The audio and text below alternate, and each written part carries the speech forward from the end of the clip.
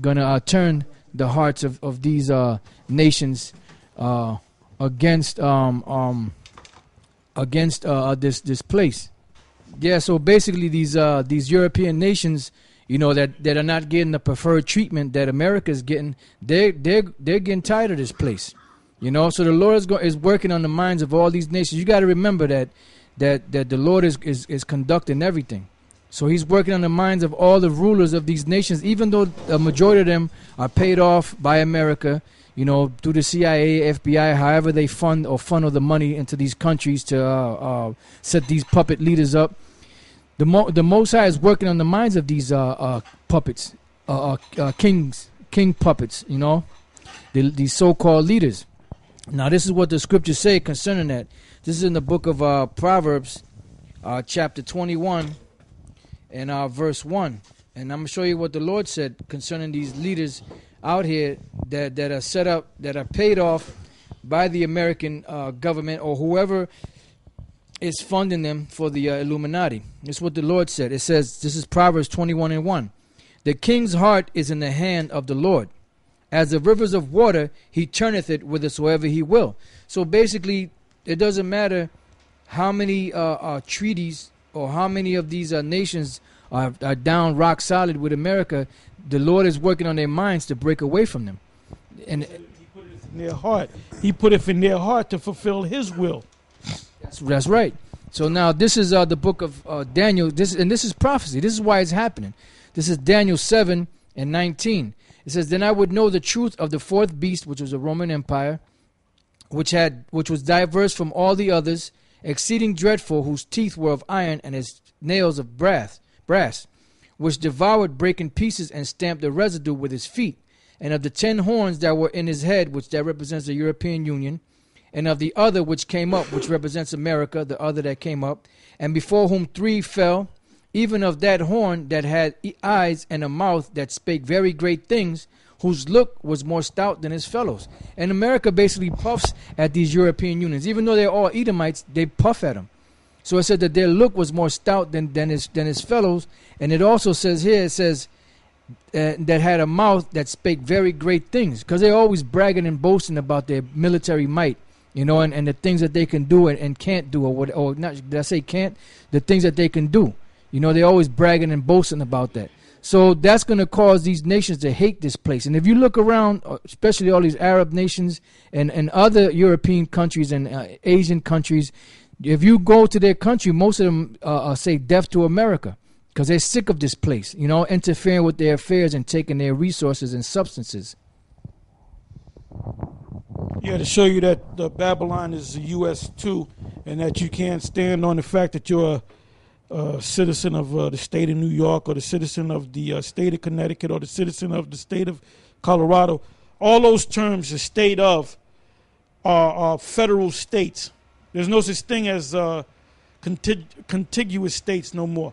I mean, you stand on a contiguous state, but there's no government. That state government is really part of the federal government, because they all, your police officers, your state troopers, they all take a oath to uphold the U.S. Constitution.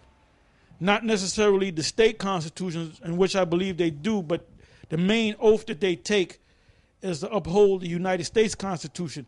There's a clause in the Constitution, I believe is Article 6. In Article 6 is the supremacy clause. The supremacy clause, which the Constitution is the supreme law of the land over all the states. So really, you're a citizen of the U.S. Like when you apply for a credit card, when you play some type of state lottery, they tell you that you have to be a U.S. citizen, not a citizen in New York. Okay? So it says here in Amendment 14, this is Section 1. All persons born or naturalized in the United States and subject to the jurisdiction thereof are citizens of the United States and of the state wherein they reside. So you might reside in the federal state of New York, or the federal state of Colorado, or the federal state of Illinois, but you're actually first and foremost a U.S. state citizen. So that's why in Revelation that we just read, Revelation 17, the great city is the whole of the United States. All right? It's a great city. That's what makes it great, because that's why it's called the United States. All right? It says, no state shall make or enforce any laws which shall abridge the privileges or immunities of citizens of the United States. That's why if they bring a state law against you, that law could be overturned by federal law. That's why you go to federal district courts. All right? Nor shall any state deprive any person of life, liberty, or property without due process of law, nor deny to any person within its jurisdiction the equal protection of the law. That's why when you're arrested and convicted of a certain crime, and you go to the district court, or you might go to the you might go to the appellate courts, which are federal. You have state appellate courts, but then you have federal appellate courts. Your first court that you would go to appeal to the federal courts would be your district court, like where we are. That would be District 1, District 2.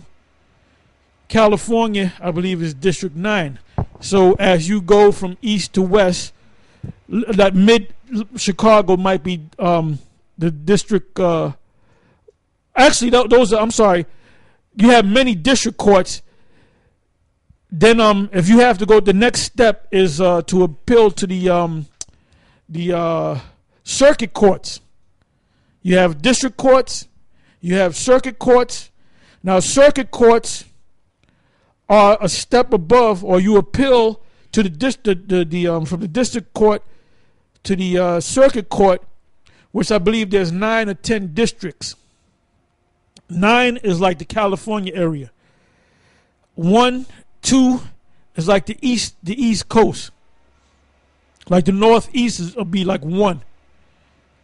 I believe Maine is 2. I got to look it up. I haven't did this in a while. If you go like further into the middle of the U.S., maybe Illinois might be 5. So you have 9, I believe 9 to 10 district courts. Now, if your case is thrown out in the district court, you don't appeal to the Supreme Court. You do what's called a certiorari to the Supreme Court, which a lot of the lawyers